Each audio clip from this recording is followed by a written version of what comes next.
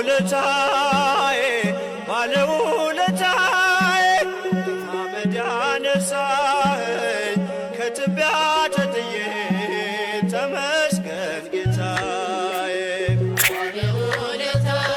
Akkuma beekamu gaa hordoftoota tiiktookii kooti kun kan argaa jirtan godina Shawaa Lixaa aanaa Liiban Jawwii magaalaa Baabbichaa keessatti kan argamu mana amantaa qulqullicha Baaloldiidha. Manni amantaa qulqullicha Baalooldii yeroo ammaa kana haala kanaan jira, haala kanarra jira, rakkoo keessa jira. Kanaaf hundi keenya amma dandeenyu hordoftoonni amantaa Ortodoksii Tawaahidoo biyya keessaa biyya alaa jirtan hundi keessan kan mana amantaa kana keessatti guddattan ijoolleen godina Shawaa Lixaa magaalaa Baabbichaa kan taatan mana amantaa keenya bira dhaabbachuu qabna. Gargaaruu qabna. Dhugaatti abbaan keenya Baalooldii waan guddaa nuu godheera. Waan guddaa keessatti dabarsineerra. Mimmii namoonni as keessatti wantoota hedduun dabarsine hin jiru. Mana amantaa kana keessatti haala kanaan hin turre. Yeroo ammaa garuu haala kanaan ta'ee jira. Kanaaf wanta isa barbaachisu keessa kan hin mul'anne wantoota baay'ee jira. Kanaaf amma humni keenya danda'e haa gargaarnu isiniin jedhaa. Kanaaf waan dandeessan sappoorti godhaa. Waan jiru isin agarsiisa. Kun akkuma argaa jirtan gaa dallaa isaati. Dallaan isaallee haala kanaatiin jigee kan jiru. Namni dhugaa dhagaa yeroo ammaa kanatti mana amantaa kana keessa kanarra taa'aa jira jechaadha. Namni asirra taa'ee sagantaa tokko hordofa asirra jechaadha. Bakka bokkaa yoo dhufe illee namni bakka bokkaan jala taa'ee illee akka itti bokkaa dheensatu illee hin qabu jechaadha. Argaa jirtu miti kana duuba kootiin kan jiru namni iddoo taa'ee bokkaallee keessatti jalatti caamsatu illee hin jiru jechaadha. Kanaaf adaraa keessan hordoftoonni amantaa Ortodoksii biyya keessaa biyya alaa jirtan waan barbaachisaa ta'e mana amantaa kanaaf haa goonu. Dhugaatti yeroo ammaa mana amantaa keenya rakkoo keessa jirti.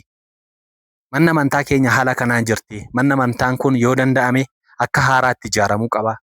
Yoo waan dandeessan teessoos haa ta'u amantaa kana barbaachisu hundi keessanuu yoo sappoorti gootan isiniin jedhaa, isiniin jaaladhaa, isiniin kabajaa. Manni amantaa keenya gaa haala kanaan jira. ያ እንደምታውቁ በድጋሜ ይሄ የምታየው በምዕራብ ሸዋ ቅዱስ ባልወልድ ቤተክርስቲያን ሊበን ጀዊ ወረዳ ነው የሚገኘው። ባብች የሚባል ከተማ ነው። ባልወልድ ቤተክርስቲያን ነው። ሁላችን እንደምናውቀው በአሁኑ ሰዓት ላይ በዚህ ደረጃ ላይ ነው አለ ማለት። ምዕመናኑ መሬት ላይ ነው የሚቀመጠው። ዝናብ ከመጣ እንደዚህ እንኳን የምንጠለልበት እንኳን የለም። ሰዎች እንደዚህ አይነት ነው። አጥሮቹ እንደዚህ እየፈረሰበት ነው የሚገኘው። እርዳታ ትፈልጋለች ቤተክርስቲያናችን። እኔም አጋጣሚ ያደግኩት የተወለድኩት እዚህ ቤተክርስቲያን አገልጋይም ነበርኩ። እዚህ ቤተክርስቲያን ሳገለግል ነበረ። እዚህ ቤተክርስቲያን ብዙ ነገር ነው ስንሰራ የነበረ። በአሁኑ ሰዓት ላይ እንደዚህ አጥሮቹ አፈርሶ ሰዎች የሚቀመጡበት የሆነ እንደዚህ ጋር እዚህ ጋር እንደምታው ምዕመናኑ እዚህ ጋር ነው ቁጭ የሚለው ማለት ነው። ዝናብ መጣ ማለት ምዕመናኑ ዝናብ ውስጥ ሆኖ አገልግሎቱን ማግኘት አይችልም ማለት ነው። ቤተክርስቲያኑም እያረጀ ነው። የቻላችሁን አቅማችሁን የቻለ ቤተክርስቲያናችን ሰፖርት እንድታረጉ እንድታግዙ በዚህ አጋጣሚ ጥሬን አስተላልፋለሁ። እባካችሁ በሀገር ውስጥም ከሀገር ውጭም ያላችሁ የኦርቶዶክስ ተዋሕዶ ቤተክርስቲያን የሊበን ጀዊ ወረዳ ባብች ከተማ ላይ የሚገኘው ባልወልድ በአሁን ሰዓት ላይ ይሄን ይመስላል። ውጭ ያላችሁም አግዙን። namoonni biyya jirtan biyya alaa jiraattan mana amantaa keenya bira dhaabbannu. Keessattuu namoonni magaalaa jirtan waan dandeessaniin mana amantaa keenya gargaaraa isiniin jedhaa. Ulfaadhaa galatoomaa. ሼር ኮፕሊንግ ሪፖስት ጎዳቲ namoota biraa biraan naagaa ሼር ኮፕሊንግ ሪፖስት እያደረጋችሁ አድርሱልኝ። አመሰግናለሁ።